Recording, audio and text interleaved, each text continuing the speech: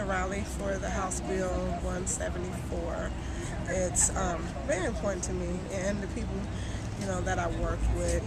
It's more so not just for the budget cuts that are going to happen to the agencies that fund places like ours, like DCFS and DHS, but also affects me in a personal way. I'm very concerned about teachers being cut.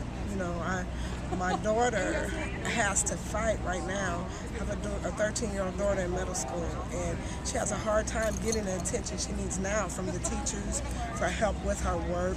So many students in the classes now. I have to tell her, to try to catch the teachers as they're coming out of the classrooms and go early and take her early in the morning so she can get extra help. And it's hard for me to imagine if classes went up to 40 kids or more in a class. That's very important to me, to try to make sure my kids get a good education and off to school.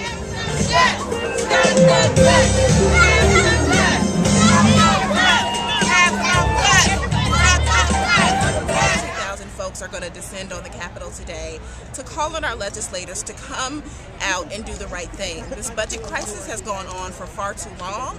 People are hurting. Millions of Illinoisans are going to face, drastic, changes in their lives if these budget cuts that are being proposed goes into effect. And this is just a fraction of the folks who want to come out and say enough is enough. We need the folks that we sent here to do the job that we sent them here to do, which is to protect the folks of this state. I work for people, the elderly, and we need new revenue in order to sustain the people so they can stay at home. It's important. Legislators got to do this.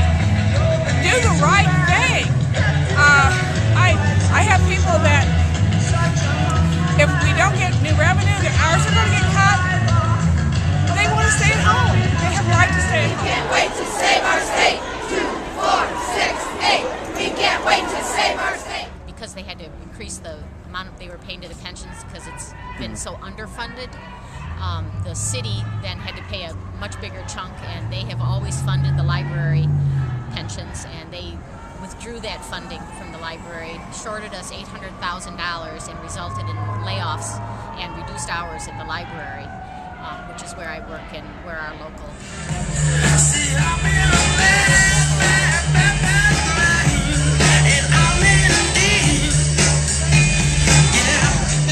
Is in a crisis. As we speak, this state is slashing schools, closing libraries, slashing police, cutting help for seniors, cutting help for the disabled. And in the midst of a terrible recession, we're cutting tens of thousands of jobs when they are needed the most. If a bridge falls down in Minnesota, it's a crisis. If a levee breaks in Louisiana, it's a crisis.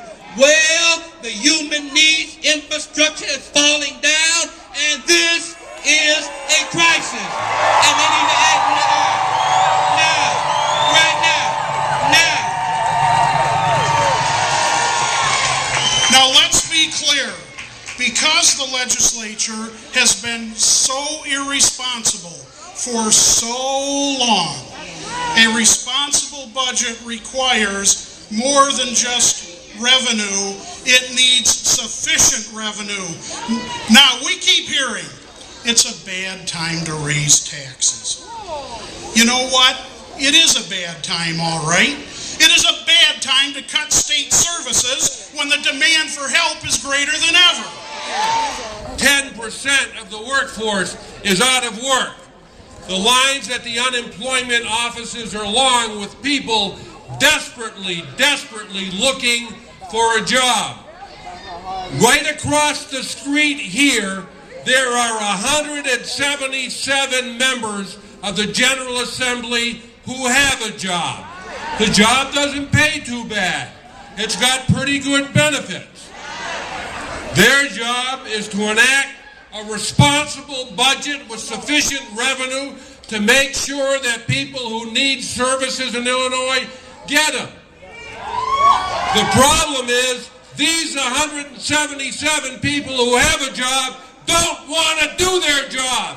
And we're here today to tell them, do your job. The General Assembly this morning said the only way this gets fixed is if we have a miracle. Guess